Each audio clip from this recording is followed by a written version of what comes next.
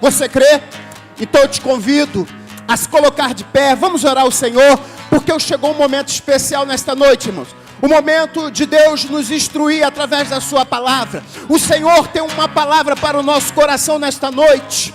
Não tema, o Senhor tem uma palavra nesta noite para o teu coração. O Espírito Santo de Deus quer sacudir o nosso interior nesta noite. O Espírito de Deus quer falar aos nossos corações. Quem tem ouvido, ouça o que o Espírito diz à igreja. E o Espírito quer falar nesta noite com a igreja.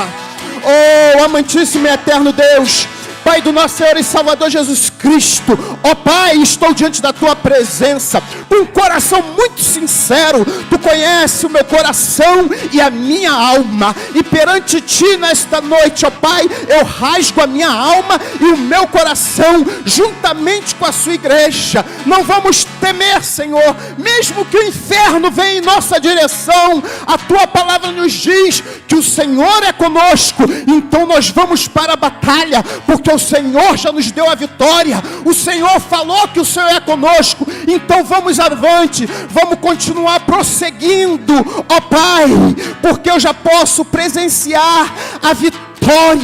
A vitória é certa, não porque o homem disse, mas porque o Senhor falou. Vai, porque eu sou contigo. Oh, aleluia. Há motivo nesta noite, ó Pai, de adorarmos e bendizermos o Teu nome, porque temos essa certeza no nosso coração, na nossa alma, que o Senhor é conosco. Por isso nós iremos, por isso nós vamos prosseguir avante, porque nós estamos vendo, Senhor, lá na frente, pela fé, a vitória.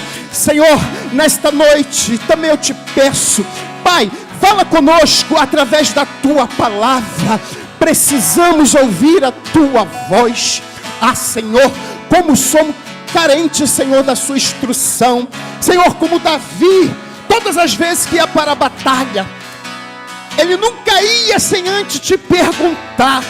Então, Senhor, nesta noite nós te perguntamos, Senhor, fala conosco. Senhor, estamos diante de uma grande batalha, e eu creio, ó Pai da glória, que o Senhor está falando nesta noite conosco. Vai, porque eu sou contigo. Ó Jesus de Nazaré, como é bom, Senhor, sentir a Tua presença. Como é bom estarmos aqui para Te adorar na beleza da Tua santidade. Derrama a Tua glória, derrama o Teu poder neste lugar, ó Senhor da glória. Oh Senhor, derrama, derrama, derrama, derrama o Teu Espírito no nosso meio. Somos carentes, Senhor, não de um carro do ano, não de uma conta bancária, mas somos carentes, ó Pai, de ouvir a Tua voz. Somos carentes, ó Pai, de sentir o toque do Teu Espírito. Essa é a nossa riqueza, essa é a nossa vontade. Então, ó Pai, nesta noite eu te peço mais uma vez, fala conosco, Senhor, em nome de Jesus, que a Sua igreja ouve. Amém e amém. Fere meu coração como a ferida de fome por Ti. Fere meu coração como a ferida de sede por Ti. Ensina-me a clamar e a suplicar até que o Senhor venha. Até que o Senhor venha, eu vou clamar. Até que o Senhor venha, eu não vou descansar. Até que o Senhor venha, eu vou gastar a minha vida diante do Teu altar, diante do Teu altar. Aleluia. Glória a Deus. Vamos aplaudir o Senhor, irmãos. Que mover, que maravilha aqui nessa noite. De fato o Senhor habita, pode tomar seu assento. De fato o Senhor habita em meio aos louvores da Sua igreja. E o Espírito Santo, está se manifestando aqui como resposta do recebimento da nossa adoração. Abrimos os nossos corações para adorar e celebrar o nosso Deus. E a resposta disso qual é? A manifestação da glória de Deus na nossa vida. Amém? Quero chamar as crianças aqui na frente. Vamos juntar os nossos pequeninos. Vamos orar pela vida dos nossos pequeninos. Está aí o Isaac, o Lourenço, essa dupla abençoada. Está ali a Micaele, está aí o Estevinho, a Bruna. Vamos orar, estenda suas mãos para cá. Vamos fazer isso. Senhor, nós estamos aqui na sua presença. E nesse momento, Jesus, queremos mais uma vez apresentar as nossas crianças ao Senhor. Que o teu Santo Espírito, Senhor, use as nossas tias para abençoar a vida, Senhor, dessas crianças, com a ministração da sua palavra. Que o Senhor venha impactar a vida das nossas crianças, Senhor, porque nós queremos ver as nossas crianças crescendo no caminho do Senhor, o caminho que se deve andar.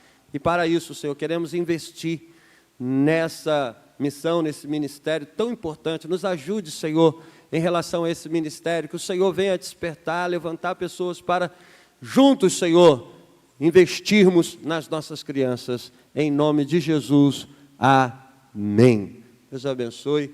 Hoje a gente vai estar ali com a Andressa também, né? Nossa irmã Natane não pôde vir, porque ela está passando um probleminha. Ela ligou para mim cedo, e aí ela explicou que não ia poder vir, amém? Mas eu tenho certeza que as crianças estarão guardadas lá com a nossa irmã Andressa, ajudando nessa obra tão maravilhosa. Você já olhou para a sua igreja aí, irmãos, para o templo? Já viu que está branquinho aí, está claro? Graças a Deus conseguimos fazer essa primeira fase da pintura. Clareou mais aí? Você acha que clareou mais? Quem gostou aí? Pode falar a verdade. Ah lá, deram até, né? Deu até glória a Deus. Aí na segunda fase a gente vai pintar o altar aqui. O altar vai ficar claro, amém? Então vai ser bênção de Deus nesse lugar. Aí já não vamos ter mais aquele problema de igreja preta, né? Ô pastor, você gosta de igreja preta? Então agora vai ser igreja clara, amém? Não vai ter problema. E aí você vai poder entrar tranquilo. Eu estava conversando só rapidinho aqui com o irmão lá em Itaipu, na época que eu estava lá em Itaipu, trabalhando na área do ensino lá. Aí tinha um irmão lá que estava conversando lá na hora da saída e falou assim, ó, eu não vou ficar nessa igreja aqui, enquanto ela tiver com parede preta, eu não vou congregar nesse lugar. Então, se houvesse algum problema nesse sentido, já não vai haver mais, né? Amém. Em nome de Jesus. Abra sua Bíblia então aí, irmãos, em Juízes capítulo 5, nós iremos falar sobre o cântico de Débora, que tem muita coisa para nos ensinar aqui nesta noite. Estamos em batalha. O presbítero Carlinhos estava orando aqui, Deus estava conduzindo a ele, André Felipe, para falar sobre essa batalha. E é justamente esse tema que a gente vai pregar aqui nessa noite. Estamos numa batalha e o Senhor nos ensina os princípios para triunfar nessa guerra na qual nós estamos inseridos. A gente vai aprender aqui no Cântico de Débora alguns detalhes muito importantes para a gente aplicar na nossa vida em relação a essa batalha que nós estamos travando. A gente sempre tem que lembrar que a nossa batalha, a nossa guerra não é contra nenhum ser humano, a nossa guerra é espiritual. E o nosso verdadeiro adversário, quem é? O reino das trevas. Então o nosso canhão, o nosso arsenal, o nosso armamento bélico está posicionado para o lugar certo, que é o quê? O reino das trevas. Graças a Deus que entre os homens nós não temos inimigos, porque Jesus nos ensinou a amar todos os homens, independentemente de qualquer circunstância. Mas estamos inseridos dentro dessa batalha espiritual e precisamos aprender os princípios de Deus para vencer nessa batalha espiritual. Quem quer aprender aí nessa noite? Tenho certeza que Deus vai falar ao seu coração, aos nossos corações. Abre então a sua Bíblia Juízes capítulo 5, a partir do versículo 1, tivemos uma escola bíblica aqui nessa manhã maravilhosa, a gente está fazendo, irmãos, o panorama de toda a Bíblia, já estudamos os 5 primeiros livros da Bíblia, semana passada estudamos Juízes, ou melhor dizendo, Josué, e nessa semana a gente fez um panorama do livro de Juízes. Semana que vem, 1 Samuel, depois 2 Samuel, assim sucessivamente, nós iremos estudar toda a Bíblia aqui na nossa escola dominical, para você, como Igreja de Cristo, ficar craque na Bíblia. Então, pede a Deus, Senhor, me acorde de manhã, pelo amor de Deus, para a gente poder estar junto. Quem pode, né, a gente sabe que vem, quem não pode, o Senhor também vai abençoar. Então, posso ler aqui o texto bíblico? Então, diz assim: naquele dia, Débora e Baraque, filho de Abinoão, entoaram este cântico: consagrem-se para a guerra os chefes de Israel. Voluntariamente o povo se apresentou. Louvai ao Senhor, ouçam, ó reis, governantes, escutem, cantarei ao Senhor, cantarei, comporei músicas ao Senhor, o Deus de Israel. Senhor, nós lemos a sua palavra aqui nessa noite e pedimos ao teu Santo Espírito que venha iluminar o nosso entendimento, para nós transmitirmos a sua palavra com clareza, de forma inteligível, e que o teu Espírito Santo aplique essa palavra nos nossos corações, para que ela possa se tornar uma realidade na nossa conduta, nas nossas ações e nas nossas vidas, em nome de Jesus. Amém. Bom, irmãos, esse texto aqui é um cântico, é um salmo de Débora e Baraque, celebrando a Deus pelo triunfo que eles tiveram numa guerra. Eles enfrentaram uma guerra muito feia, uma guerra muito tensa, mas enfim, nas nossas guerras o Senhor sempre está presente, e aqui a gente vê uma guerra onde Deus esteve presente, e por causa disso, ela junto com Baraque, puderam fazer esse cântico, celebrando, agradecendo, enaltecendo ao Senhor, vibrando, louvando a Deus, em função desse triunfo que Deus lhe deu na batalha, no combate e nessa guerra. No capítulo 4, a gente tem um relato propriamente dessa guerra. O relato do capítulo 4 apresenta para a gente a descrição dessa guerra. Mas é no capítulo 5, onde ela faz esse cântico da celebração da guerra, que a gente vai acompanhar alguns detalhes que não está lá na descrição do capítulo 4. Então, no capítulo 5, Débora mostra para a gente o contexto, aquelas questões profundas que estavam envolvidas dentro dessa guerra. Então, no capítulo 5, onde ela canta, celebra, enaltece a Deus, louva a Deus pelo triunfo recebido, ela acaba extravasando para a gente alguns detalhes dessa guerra que você não vai acompanhar no capítulo 4, só vai acompanhar no capítulo 5. Então, nessa noite, Deus vai falar conosco acerca desses princípios de guerra, de combate, para a gente aplicar na nossa vida e ser triunfante nessa guerra que o Senhor mesmo nos inseriu. Cada discípulo de Cristo, irmãos, não tem como fugir, não tem como retroagir dessa guerra. Na verdade, todo ser humano está envolvido nessa guerra. A grande questão é, de que lado nós estamos? Aqueles que não estão do lado do Senhor, já estão entregues ao reino das trevas, aos reinos desse mundo. Mas aqueles que estão ao lado do Senhor, Ele faz um combate segundo as regras, segundo os princípios, segundo os valores do reino de Deus. E pelo simples fato da gente ver na nossa vida a regeneração de Cristo, pelo simples fato de Deus entrar na nossa vida, nos regenerar e nos transformar em seus discípulos, imediatamente cada um de nós foi transformado em alvo direto do reino das trevas. Todo santo dia, todo momento, o reino das trevas está com todo o seu arsenal direcionado contra a sua vida. Você levanta para trabalhar e volta para casa 24 horas por dia. Satanás se levanta com o seu reino para tentar nos desestabilizar, para tentar nos destruir, porque na verdade a gente sabe que a missão dele é essa mesmo. Ele veio para matar, roubar e destruir. Mas por outro lado, irmãos, nós não estamos vulneráveis nessa guerra, nós não estamos abandonados nessa guerra, porque nós pertencemos a um exército espiritual. O Senhor nos levantou, nos alistou no seu exército, e agora nós servimos ao general Jesus Cristo, que está conosco todos os dias das nossas batalhas.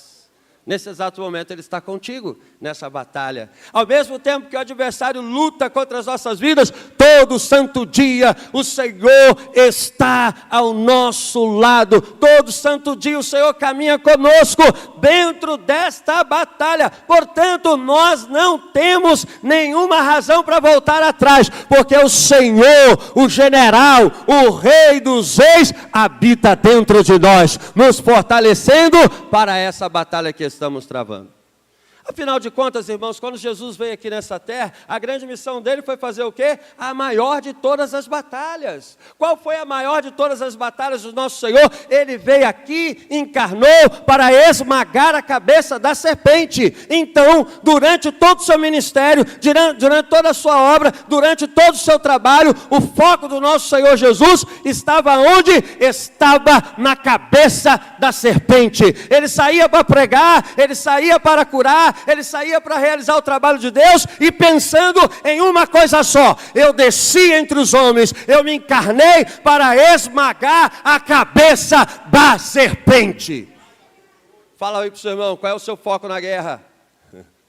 Pergunta para ele aí, qual é o seu foco na guerra? Assim como Jesus tinha um foco de esmagar a cabeça da serpente, irmãos, o nosso foco na guerra é triunfar contra o reino das trevas que diariamente nos ataca. Mas para isso a gente precisa do quê? Dos princípios do próprio Deus, que nos arregimentou para essa batalha. E a partir desses princípios, nós com certeza venceremos e triunfaremos. Mas por quê, pastor? Qual é a prova disso? Ele nos fez ser mais do que vencedores. Por quê, irmãos? Porque Ele já entregou Jesus Cristo por nós. E Jesus Cristo na cruz nos libertou, nos regenerou e nos deu uma nova vida. Portanto, Ele nos concede o seu triunfo eterno. E nós queremos, irmãos, nesse triunfo eterno, aprender as estratégias de guerra para vencer os nossos combates do dia a dia. Porque enquanto batalhamos, ou melhor dizendo, enquanto vivemos o nosso dia a dia, vivemos vários níveis dessa batalha.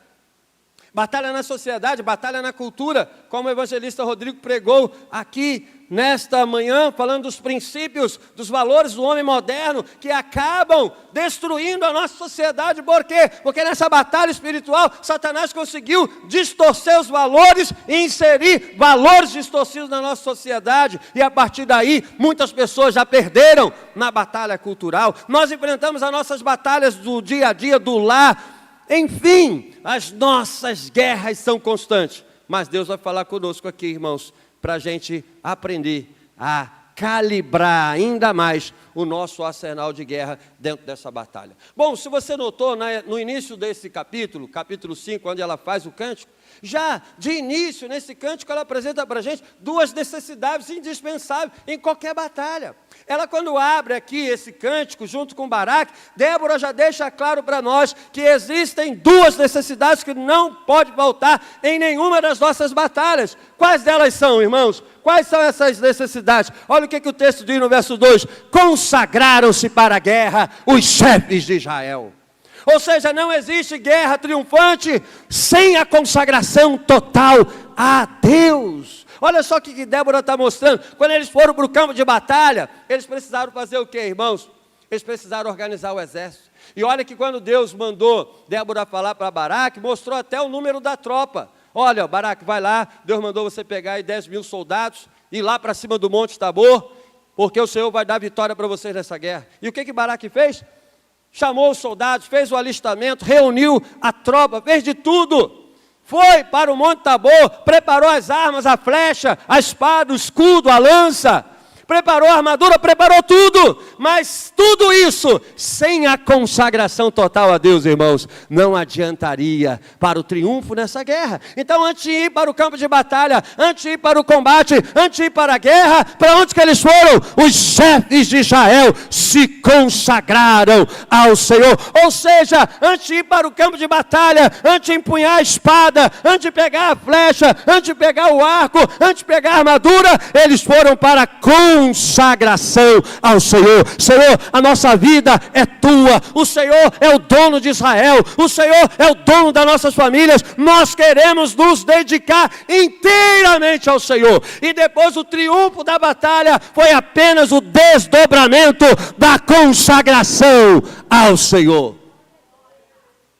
Como que a gente vence a batalha? No campo de batalha? Como que a gente vence a batalha? Com as armas nas mãos? A primeira arma, irmãos, é passar na consagração ao Senhor. Pai, eu estou aqui nas suas mãos. Jesus, eu quero dedicar toda a minha vida ao Senhor. Eu não quero me misturar com nada daquilo que foge dos seus princípios e da sua palavra. Eu quero uma vida santa, dedicada, consagrada totalmente ao Senhor. E esse princípio, irmãos, vai aparecer na história de Israel em vários momentos. Sempre quando havia grandes batalhas, sempre quando Deus queria realizar grandes feitos, Deus chamava o seu povo para se consagrar. Josué, você vai atravessar o Rio Jordão. Josué chamou o povo e falou assim: olha, 3 dias de consagração, 3 dias de santificação, porque o Senhor fará maravilhas entre vós.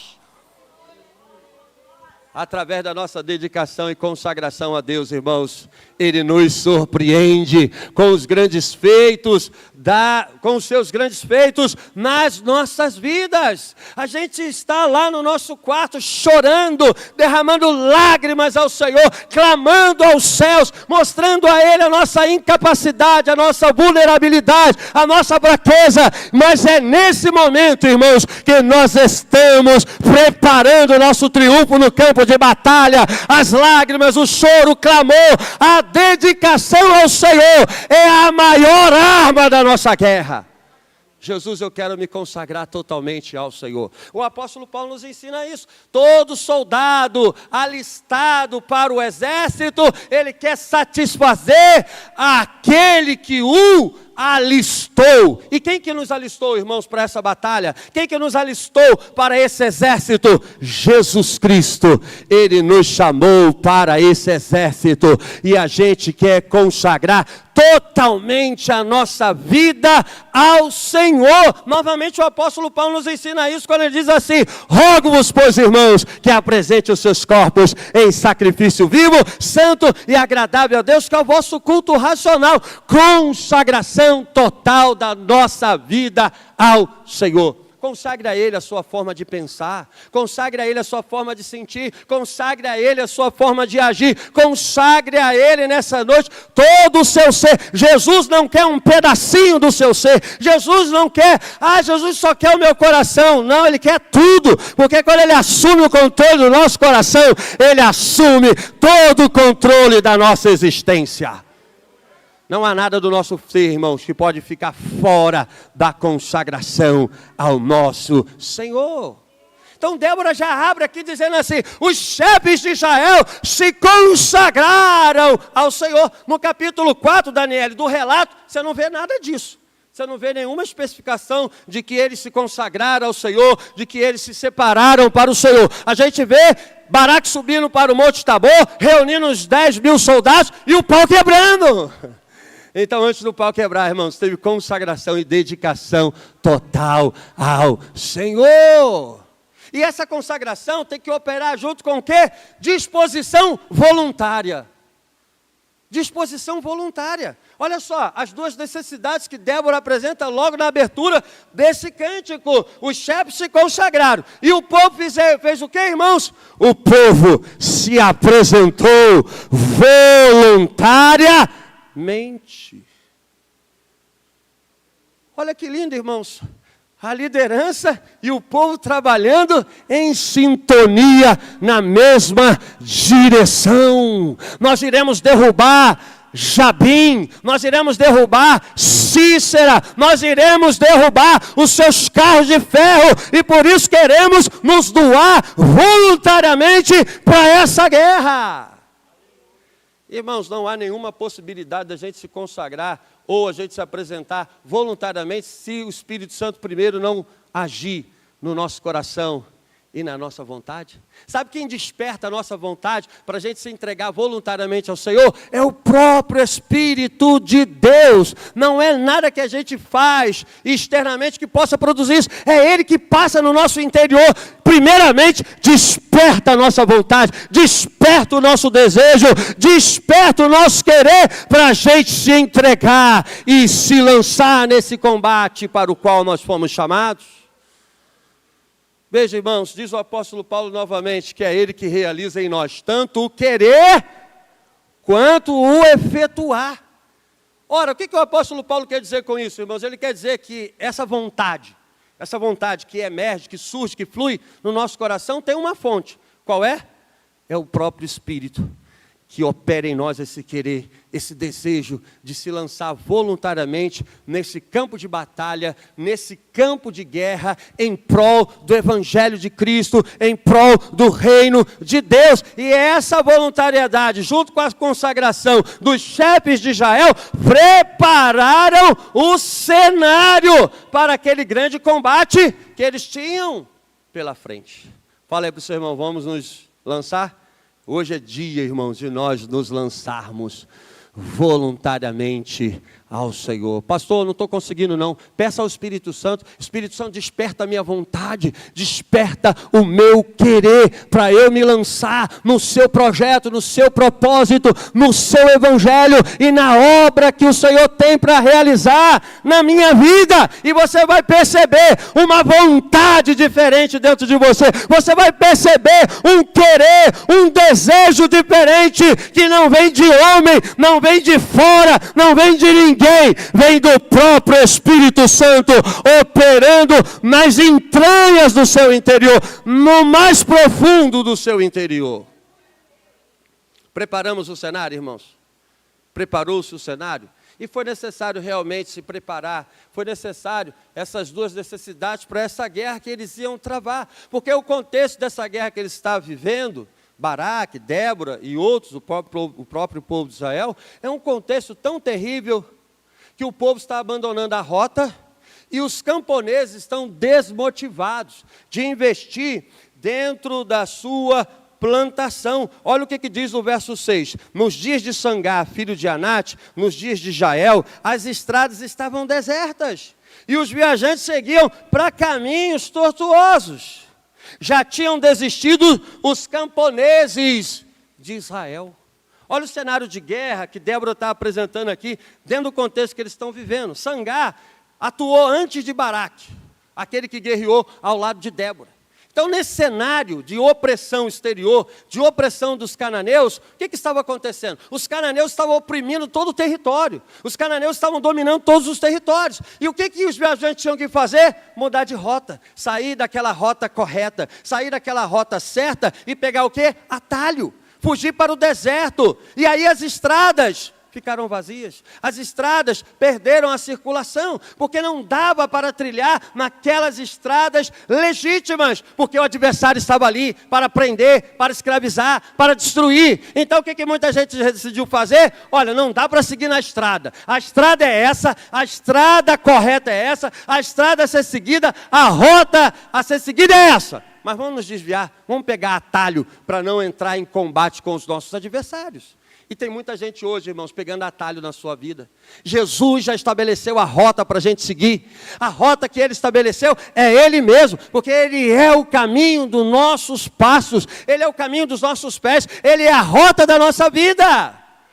Mas às vezes tem muitas pessoas querendo fugir dos combates, querendo fugir da opressão do inimigo, fazendo o quê? Se desviando para os atalhos da vida. E os camponeses, para que eu vou plantar? Para que eu vou plantar? Para que eu vou semear? Para que eu vou investir todo o meu tempo? Se eu sei que eles virão e tomarão tudo, vão destruir tudo. Isso se repetiu lá na época de Gideão. O povo plantava e os midianitas entravam na plantação, destruía tudo e não deixava nada para Israel. Então os camponeses pensaram, o que eu vou fazer no campo?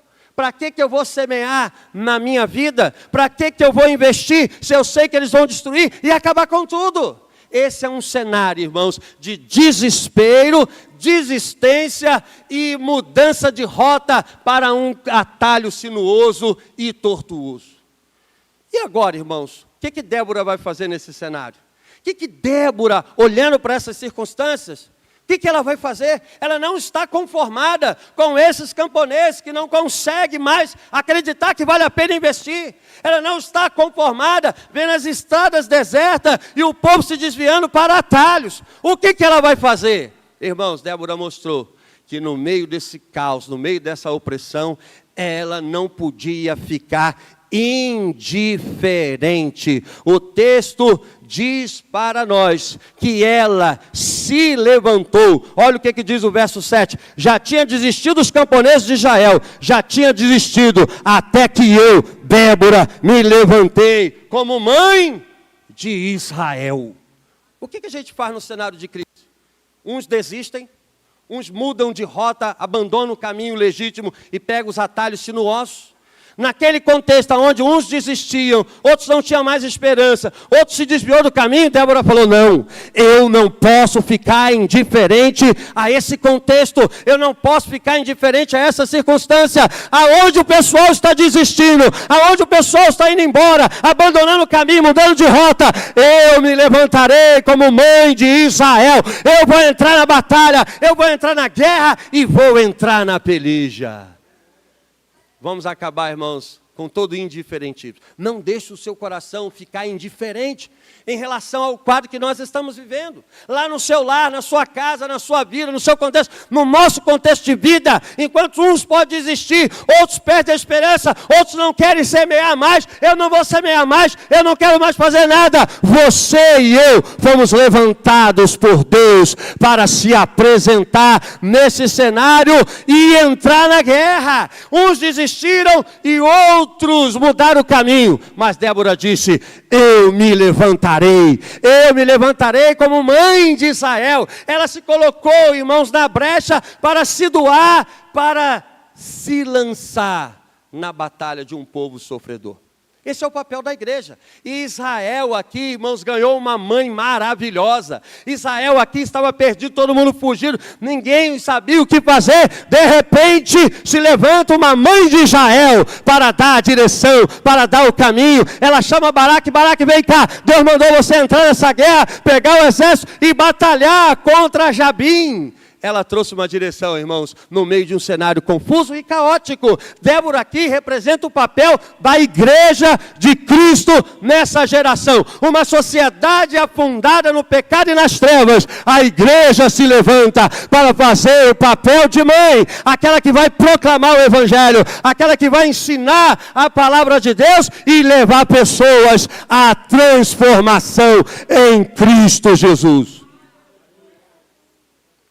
Agora, irmãos, por que Débora levanta nesse contexto caótico de desistência e desesperança? Por que ela se levanta? Por que ela ousadamente se apresenta como mãe de Israel num cenário tão desafiador como esse? Porque ela sabe, irmãos, que não é ela que vai fazer nada. Ela sabe que o Senhor soberano é aquele que sai em socorro nas guerras do seu povo. Olha o que ela diz, irmãos, a partir do verso 4. O Senhor, quando saíste, ó Senhor, quando saíste de Seir, quando marchaste desde os campos de Edom, a terra se estremeceu e os céus gotejaram, as nuvens despejaram águas, os montes tremeram perante o Deus de Sinai, perante o Deus de Israel. Ela se levantou para entrar nessa guerra, porque sabe que antes dela se levantar, o Senhor saiu como um general valente, manifestando a sua glória para socorrer o seu povo. Essa linguagem que Débora está usando aqui é uma linguagem poética para se referir aos grandes feitos de Deus, para se referir à manifestação da majestade de Deus entre o seu povo, Israel. Na caminhada histórica de Israel, Deus sempre se levantava majestosamente para socorrer ao seu povo. Ela sabe que não está sozinha, ela sabe que ao se levantar, Deus garante a batalha. Ela sabe que ao se levantar, primeiro o Senhor saiu para socorrer e amparar o seu povo. Quem vai ser Débora, irmãos, então, nesse combate que Baraque e o seu povo está vivenciando. Débora se levanta, quando nós vimos aqui, para ser a mãe de Israel, porque ela sabe que antes de ela se levantar, o Senhor já saiu na frente para fazer as suas guerras. E dentro desse contexto, qual é o papel de Débora? Dentro desse contexto desafiador, qual vai ser o papel de Débora? Dentro desse contexto, irmãos, desafiador, Deus levanta Débora como um papel de unificação. Débora se tornou um polo, uma referência de unificação para todas as tribos de Israel. Veja o verso 13. Então desceram os restantes e foram os nobres. O povo do Senhor veio a mim contra os poderosos. Alguns vieram de Efraim, das raízes de Amaleque. Benjamim estava com o povo que seguiu você. De Maqui desceram comandantes. De Zebulão vieram os oficiais. Os líderes de Issacar estavam com Débora, sim. Issacar também estava com Baraque, apressando-se após ele até o vale. Aí o verso 16 mostra aqueles que não quiserem entrar no combate, porque vocês permanecem entre as fogueiras, ao ouvir o balido dos rebanhos, nas divisões de Ruben, houve indecisão. Verso 18, o povo de Zebulon arriscou a sua vida, como fez Naftali, nas altas regiões do campo, vieram e lutaram contra os reis. Irmãos, quando Débora se levantou como mãe de Israel, e o povo viu que ela era um canal de Deus naquela nação, veio gente de um lado, veio gente de outro, veio gente de outra tribo, foram se juntando a ela, e ela naquele contexto se tornou uma referência de unificação para o seu povo e para a sua nação. Qual é o nosso papel, irmãos? Qual é o nosso papel? Isso, senta aí um pouquinho direitinho, vamos ouvir, só um minutinho. Tá bom, a gente vai te atender depois. Você não pode interromper o culto agora. Então ajoelha, por favor. Pode ajoelhar então. Pode ajoelhar, por favor. Amém. Só segura o momento que a gente está na pregação. Pode ficar aqui, isso, pode ficar, então tá bom. Fica aí bonitinho.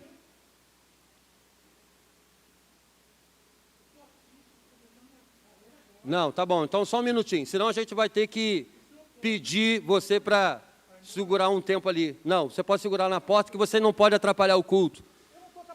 Meu querido, por favor, meu querido. Então fica aqui só um minutinho. Vambora. Me ajuda aqui rapidinho com ele aqui. Tá bom, meu querido. Meu querido,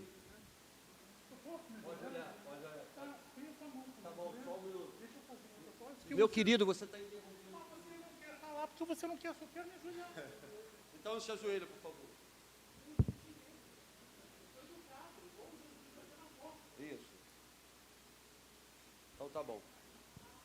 Oi? Então vamos lá, gente. Vamos comigo aqui então. Débora naquele momento seguiu como uma referência de unificação para as tribos de Israel. Naquele papel desafiador, Débora entendeu que ela seria alguém para unificar as tribos de Israel. Deus nos levantou, então, com esse papel de fazer esse trabalho de unificação em relação ao seu povo. Unificação em torno de uma meta, unificação em torno de um propósito, e unificação em torno de uma batalha decisiva que envolve toda a nossa vida. Esse papel, irmãos, Jesus deu para todos os seus discípulos. Quando Jesus estava aqui, juntamente com os seus discípulos, e fez aquela oração sacerdotal, ele se apresentou diante do Pai e pediu ao Pai para que o seu povo pudesse ser unificado. Então, irmãos, esse é o nosso papel nesse contexto de discípulos de Cristo. O papel de ser um polo de unificação na presença do nosso Deus. Cada um aqui foi chamado para vivenciar esse papel. Deus nos chama a vivenciar essa referência de unificação. E é nessa referência de unificação, aonde as tribos de Israel se reuniram em torno de Débora, que houve um triunfo geral para toda a nação.